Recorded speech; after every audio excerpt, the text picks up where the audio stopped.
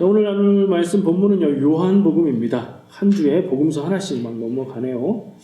요한복음 2장 6절에서 10절까지 말씀 같이 봉독하고 나누도록 하겠습니다.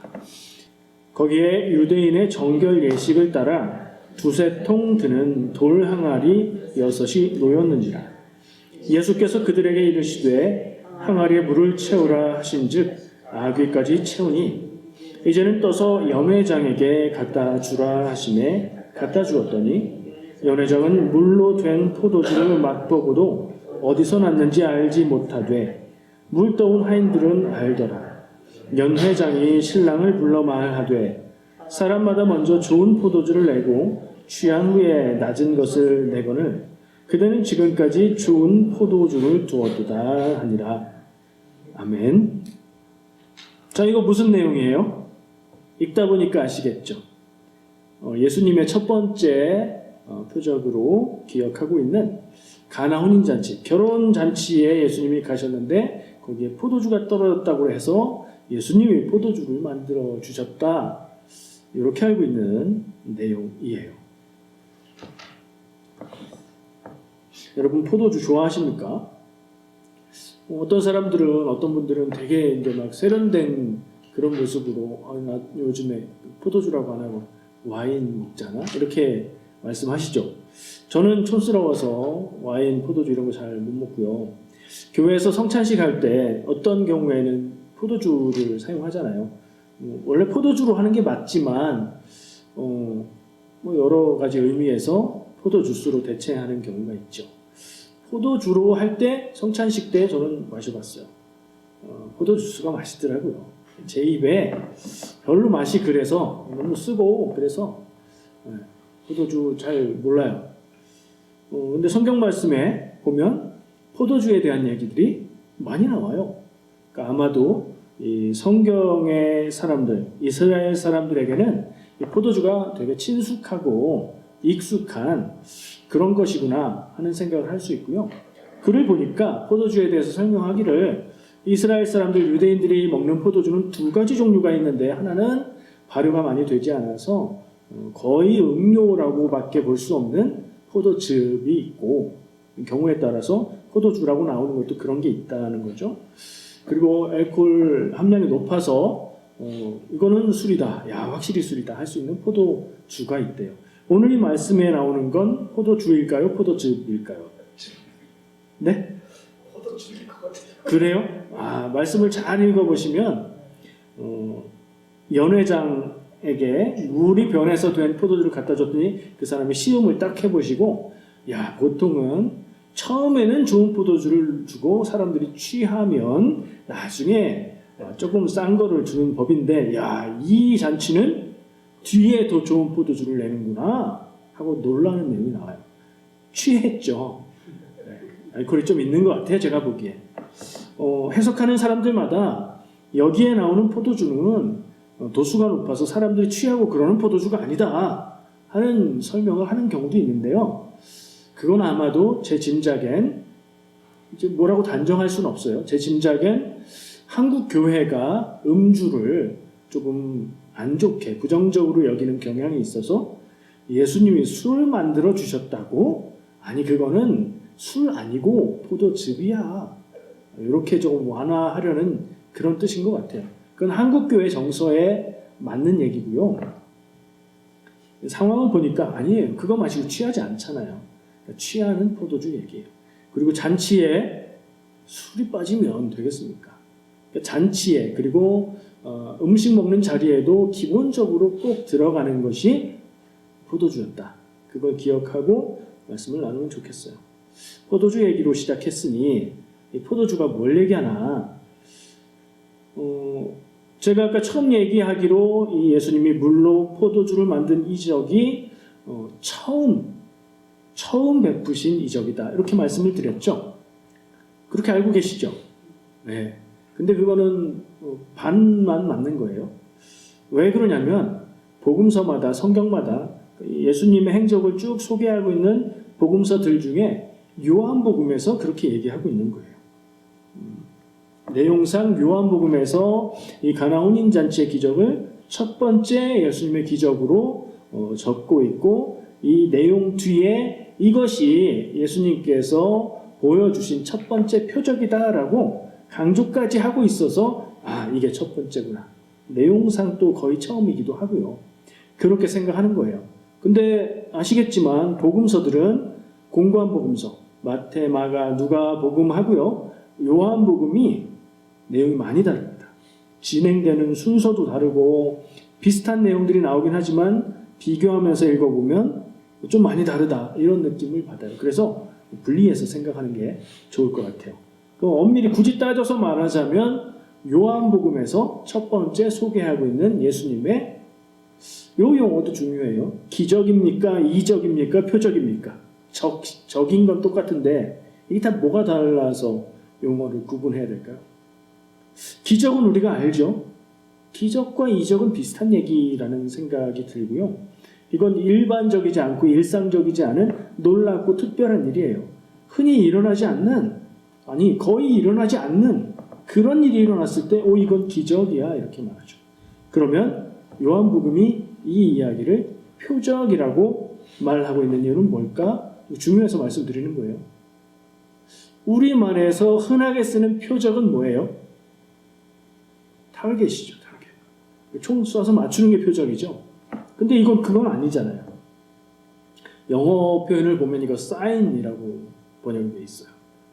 이 표적은 뭐냐면 예수님이 그리스도이심을 우리 길 가다 보면은 이정표 사인 있잖아요. 여기는 무슨 길, 여기는 무슨 길 알려주는. 예수님이 그리스도임을 알려주는 이야기다. 표적은 그런 뜻이에요. 성경에서 표적이라고 말할 때 이거는 놀라운 일이 일어나서 미라클이라는 점에 초점이 있는 중요한 게 아니라 이것은 예수님이 그리스도임을 보여주는 사건이다는 게 첫 번째 의미라는 걸 기억해야 돼요. 자, 물이 변해서 포도주가 됐습니다. 포도주 얘기를 하려면 이 포도주가 왜 여기 나왔을까? 결혼식이니까 나온 포도주지. 물을 포도주로 만들었으니까 예수님이 하나님의 아들 그리스도 구원자이신 거지 거기서 그치는 이야기가 아니더라고요. 이건 본질적으로 여러 가지 격가지들이 있지만 그런 것들을 다 빼버리고 핵심만 생각하면 이 이야기의 핵심만 생각하면 물이 포도주가 된 거죠. 물이 포도주가 됐는데 그게 어째서 예수가 그리스도임을 보여주는 이야기인가 하는 질문을 해볼 수 있어요. 이것은 변화에 대한 이야기다. 물하고 포도주는 어떻게 우연히 잘하면 물이 포도주가 될 수 있는 게 아니잖아요. 완전히 다른 거예요. 본질적으로 다른 것으로 변하는 이야기를 해주고 있어요. 그게 어떻게 일어나느냐? 예수님이 보여주신 하나님의 능력에 의해서 그 변화가 나타났다. 그러면 이 물과 포도주는 무엇을 상징하는 것인가? 하는 질문을 해볼 수 있어요. 상징으로 볼 필요가 있다는 거예요. 물은 물이고 포도주는 포도주지 뭐가 상징인가? 내용을 읽고 생각해 보니까 그런 의미가 저에게는 좀 보였어요. 아시는 분도 계실 수 있어요. 물은 무엇이고 포도주는 무엇일까? 잔치자리에서 포도주가 떨어졌는데 물은 필요가 없죠. 지금 필요한 건 뭐예요? 물이죠. 근데 그 물이 원래 필요 없는 건 아니었어요. 오늘 본문 말씀에 뭐라고 시작하죠? 정결예식을 하는 물인 거예요. 정결예식은 뭐예요? 깨끗하게 하는 행위죠. 유대인들의 정결예식은 밥 먹기 전에 손 씻는 거예요. 우리도 집에서 밥 먹을 때 엄마가 손 씻어라 하는 그 손 씻는 거 그거하고 똑같은 행동인데 의미가 다릅니다. 하나님의 율법으로 인해서 유대인들은 이스라엘 사람들은 식사 전에 손을 씻어서 깨끗한 손으로 먹어야 돼요. 그래서 대충 씻는 거 안 되고 손의 모든 부분이 물에 적셔져야 되고요. 그래서 이 정결례를 행하는 도구가 따로 있어요. 물을 한쪽씩 부어서 손에 안 젖은 곳이 없게 다 젖게. 물은 씻는 거잖아요. 그래서 율법을 지켜서 식사 전에 손을 씻는 정결 예식을 위한 그런 물이었다. 필요한 물이었죠. 근데 잔치가 시작되고 나서는 이미 그건 다 사용했으니까 그때 필요한 건 아니죠. 그때 필요한 건 지금 떨어진 포도주인 거예요. 잔치자리에 효용이 다한 물은 예수님이 항아리에 물을 채워라 하셨지만 그 물이 포도주로 변화되었다. 그때 필요한 포도주로 변화되었다.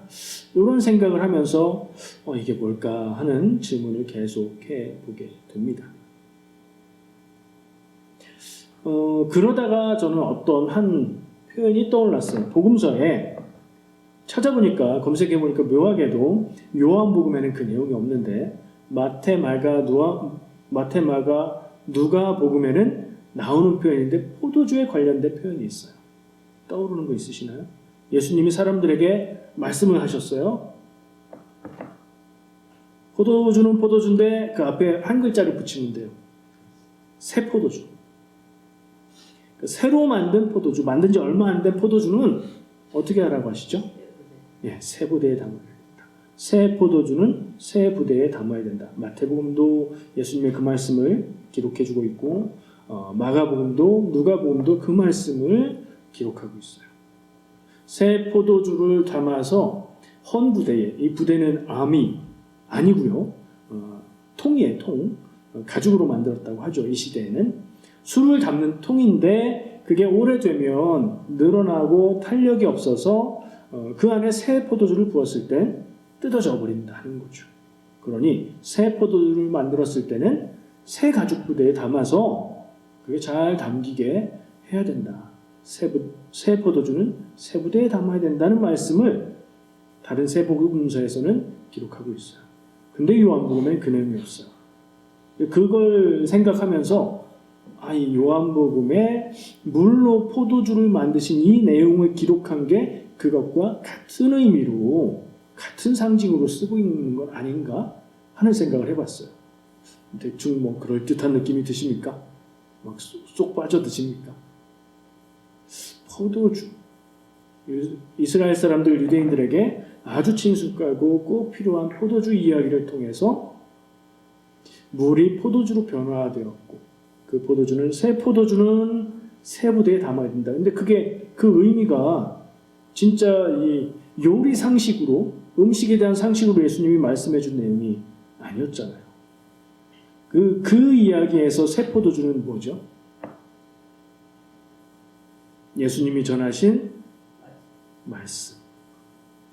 새 계명을 주노니 서로 사랑하라. 그럼 옛 계명이 있었던 거죠. 계명이니까 율법이죠. 예수님 당시의 사람들이 중요하게 여겼고 바리새인이나 제사장이나 서기관들, 종교 지도자들이 목숨처럼 여기고 그거 안 지킨다고 난리 치는 게 율법이었죠. 근데 그 상황에서 예수님은 새 포도주를 말씀하시고 내용들을 이렇게 생각해 볼 때 새 포도주가 좋은 것이라고 말씀하시는 건데 예수님이 전하시는 이야기들, 예수님이 전하시는 천국 복음, 예수님이 말씀하시는 복음의 원리 그게 다 바꿔 말하면 우리의 구원받는 방법이기도 하고 또 바꾸어 말하면 하나님 나라의 가치이기도 하고 하나님 나라의 기준이기도 한 거거든요. 새 포도주는 그런 의미라고 생각을 해요. 거기서는 그 새 포도주를 담을 만한 그릇으로 새 부대가 있어야 된다 얘기하시죠. 그걸 풀어보면 예수님께서 내가 새 포도주를 너희에게 주니 새로운 율법, 새로운 구원의 길, 하나님의 길을 너희에게 주니 그것을 담을 너희들의 그릇이 새로워져야 된다라고 얘기하시는 거죠. 뭐가 안 된다고요? 옛 부대는 안 된다고. 옛날부터 그게 전부로만 알고 있던 율법만 가지고 되지는 않는다라고 얘기하시는 거예요. 그러면 헌포도주는 율법이라고 생각할 수 있고 그 헌포도주를 담고 있던 그릇으로서 헌부대, 이스라엘 사람들, 유대인들의 삶과 율법을 지키는 모습, 그때까지 열심히 지켜왔던 종교적인 삶, 하나님의 뜻 드릴 거예요. 예수님은 율법을 폐하러 오신 것이 아니라 율법을 완성하러 오셨다고 하죠. 자, 그 율법이 틀린 게 아니야. 그 율법이 맞는 건데 이제 새 시대에 너희들에게 때가 되어서 하나님의 새로운 계명을 복음을 준다. 서로 사랑하라. 그러니까 예수님이 주신 새 포도주의 내용을 한마디로 말하면 서로 사랑하는 것이고, 길게 말하면 복음을 말할 수 있으니 예수님의 십자가 죽으심으로 우리가 구원받게 되는 내용을 말할 수 있는 것들이고, 베풀고 섬기고 사랑하는 삶을 살아라 계속 얘기하셨던 예수님의 그 모든 내용들이 새 포도주가 되는 거죠. 그 이야기를 듣고 그 하늘나라 하나님 나라의 삶의 기준을 살아가는 사람들의 태도, 하나님의 백성으로서의 삶의 자세가 새 부대가 되는 거죠. 지금 결혼 잔치에 포도주 얘기하다가 다른 포도주 얘기로 갔는데, 저는 그걸 생각하다 보니 이 포도주도 그 포도주가 아닌가 하는 생각을 했다는 거죠. 그럼 여기서는 물이 변해서 포도주가 된 거예요. 물은 뭘까? 물은 정결 예식 때문에 사람들이 식사 전에 들어올 때 그때 필요했던 거, 전에 필요했던 거. 물이 율법일 수 있고, 물이 예전에 중요하게 여겼던 그런 말씀들, 그런 율법을 지키는 태도들, 그런 것일 수 있겠고, 물이 변해서 포도주가 되었다는 것은 예수님이 말씀해 주시는 새로운 포도, 새로운 복음, 새로운 계명, 다른 복음서에서 말하는 새 포도주와 같은 것이겠구나 하는 생각을 해봤어요. 그렇게 적용해보는 거죠. 제가 그게 꼭 맞다고 주장하는 건 아닌데요. 이렇게 생각해 보면 스스로 좀 그럴듯한 생각이 들 때가 있어요. 성경 말씀을 내가 혼자 읽어보고 묵상하다 보면 이게 아닌가? 그럴듯한 느낌이 들 때 뭘 해야 돼요? 그게 사실인가 아닌가? 그게 말이 되나 안 되나? 적용을 이렇게 저렇게 막 해봐야 돼요.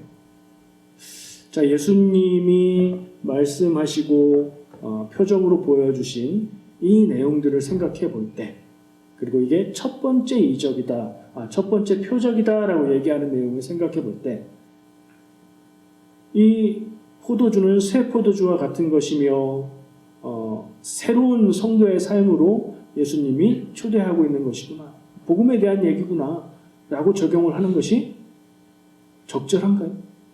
말이 되나요?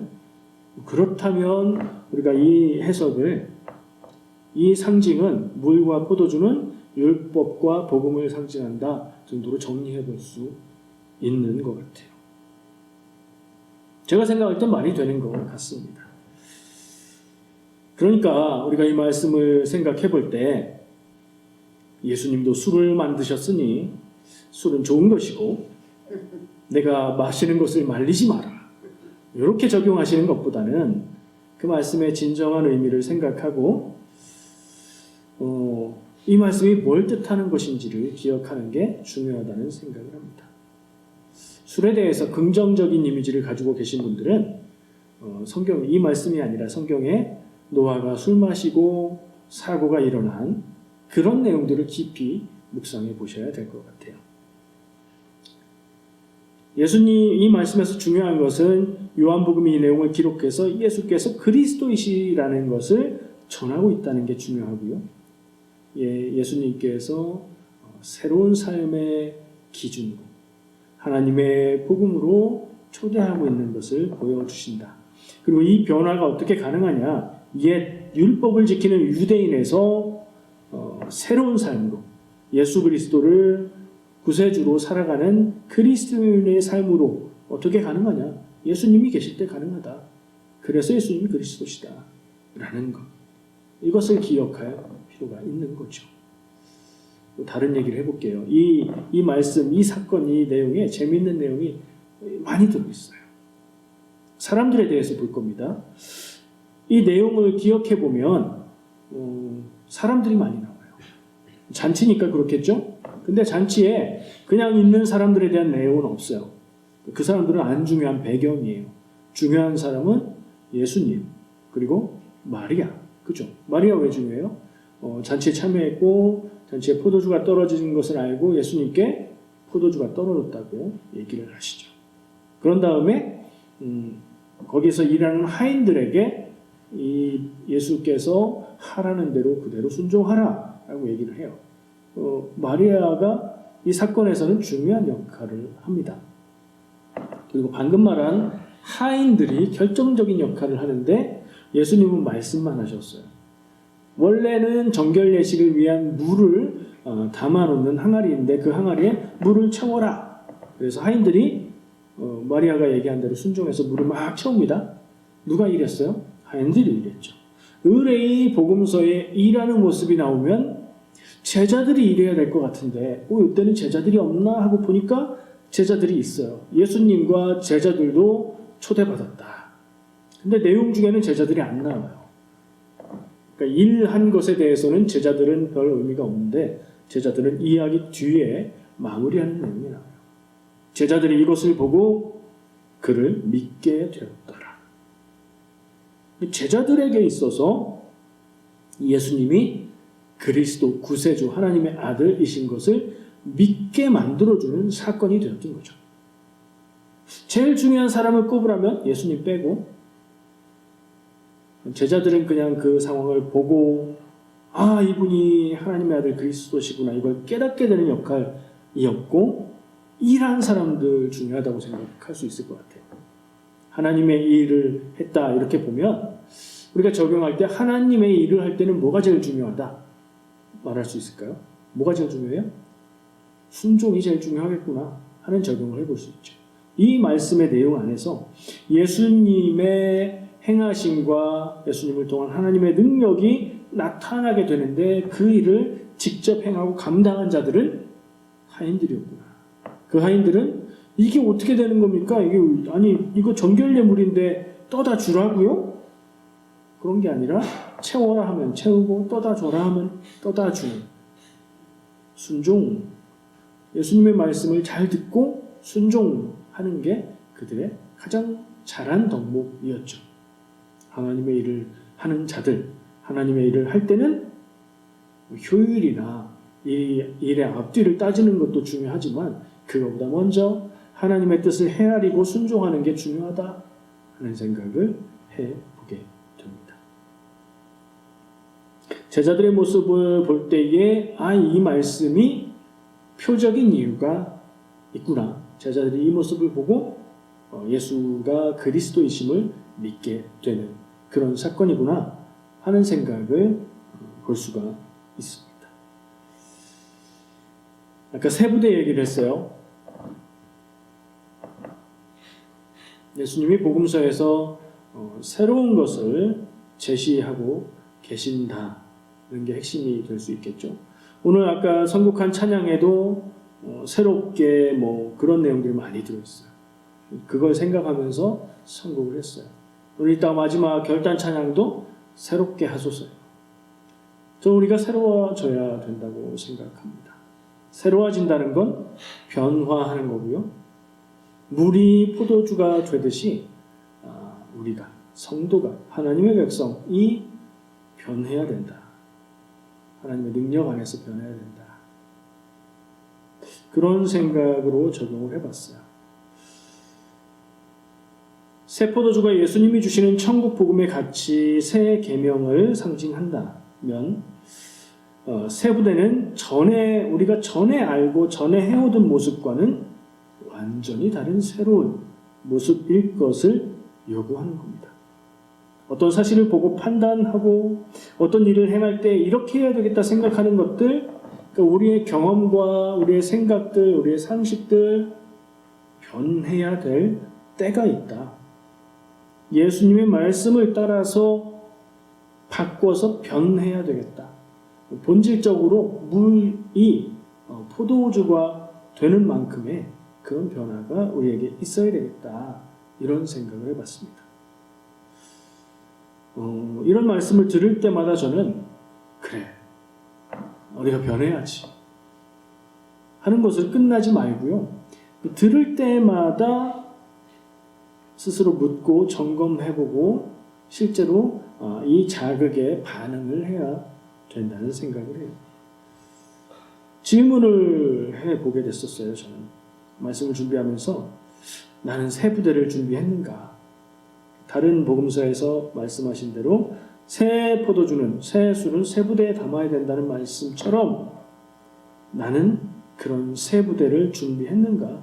나에게 새 부대가 있는가? 나의 삶의 모습이 하나님의 말씀, 예수님의 말씀을 담아낼 만한 그런 새 부대의 모습인가 하는 질문을 하게 되었습니다. 여러분도 질문해 보시기 바랍니다.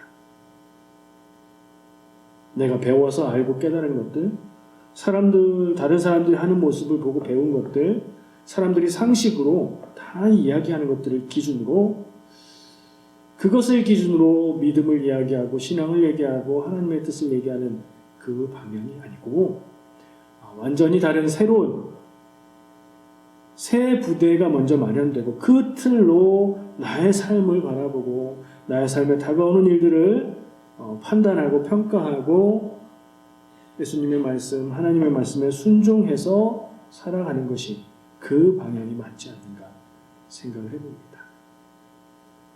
이런 생각은 참 중요하다고 보여져요. 왜냐하면 우리는 다 세상에서 살고 세상에서 살아가는 시간들이 더 많고 하나님의 뜻과 말씀들을 듣고 묵상하지만 더불어 세상에서 배운 것들을 활용하면서 살지요. 무엇이 더 중요한가, 무엇이 더 먼저인가를 생각해 볼 때 세상의 기준과 세상의 판단과 문화와 지식들로 신앙을 판단할 수 있어요. 착한 게 좋은 거고 정직한 게 좋은 거고 열심히 일하는 게 좋은 것이고 열심히 일해서 이득을 남기는 게 선한 것이고 이 기준을 그대로 교회로 가져와서 교회에서 일을 하면 결과가 좋아야 되고 열심히 했을 때에 좋은 결과가 오니 우리는 열심히 해야 되고 하나님의 일을 하나님 뜻대로 하는 게 아니라 세상의 방법으로 성공하게 만드는 거에 우리는 참 익숙해져 있다는 생각을 다시 해봤어요. 반대해야 된다. 교회에서 무언가 사역하고 무언가 할 때는 이게 하나님의 뜻인가 묻고 하나님의 뜻대로 순종해서 하나님의 뜻이 이루어져야 되고 사람이 판단하기에 성공, 실패 이게 기준이 아니어야 되고 성도들은 하나님의 백성들은 세상을 살아갈 때도 물론 상식을 가지고 살아야 되지만 내가 세상에서 하는 행동들, 내가 만나서 내가 대하는 사람들을 대하는 태도 이런 것들에 하나님의 뜻과 하나님의 기준 오늘 말씀에서 포도주, 새 포도주, 새 부대가 영향을 미쳐야 된다는 생각을 해보게 됩니다. 그리스도인의 삶은 어때야 될까? 한번 생각해 보시기 바랍니다. 오늘 말씀의 이런 흐름 속에서 생각해 볼 때 저는 그리스도인은 판단하는 사람이 아니고 예수님의 말씀을 따라서 사는 사람이어야 된다 하는 생각을 합니다. 판단을 잘하는 사람이 있습니다. 말을 잘하는 사람이 있습니다. 그리스도인은 그게 아니고 좀 머리숙해 보이고 판단 잘 못하는 것 같아도 흔들리지 말고 하나님의 뜻을 분별하고 그 하나님의 뜻을 따라서 행하며 사는 사람이어야 된다. 그게 더 중요하다. 그리스도인으로서 말 잘한다는 얘기를 듣는 게 좋은 게 아니라 저 사람은 하나님의 뜻대로 살려고 애쓴다. 평가를 듣는 게 제일 맞는 거 아닌가 그런 생각을 합니다. 그러기에 우리는 끊임없이 말씀을 보고 묵상하고 내 삶의 자세를 지금까지 살아온 내 경험과 지식의 틀에서 살 것이 아니라 매일매일 새롭게 해주시는 주의 은혜로 매일매일 새 부대를 만들어가는 삶을 살아야 할 줄 믿습니다. 그렇게 사시길 축복합니다. 기도하겠습니다. 사랑과 은혜 주님 감사합니다. 오늘 요한복음 통해서 우리가 묵상하게 하신 말씀을 마음에 새겨봅니다. 예수님께서 물을 포도주로 만드셨습니다. 그 가운데 그 일들을 이루어지게 순종하여 행한 자들이 있고 그것을 바라보고 예수가 그리스도이고 구원이심을 믿은 자들도 있습니다. 주님 우리가 지식을 누리고 성경을 많이 알아서 다른 사람의 신앙을 판단하는 그런 입술을 갖는 것이 아니라 하나님의 말씀을 듣고 새기고 분별하여 그것에 순종할 수 있는 행하는 신앙인들이 되게 하여 주시옵소서. 예수님의 이름으로 기도합니다. 아멘.